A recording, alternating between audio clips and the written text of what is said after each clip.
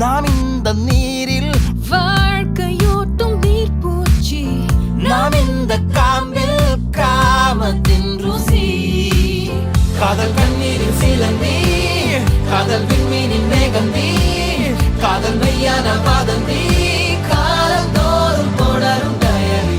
காதல் தெய்வீக எதிரி, காதல் சாத்தானின் விசிறி, காதல் ஆன்மாவின் புலரி.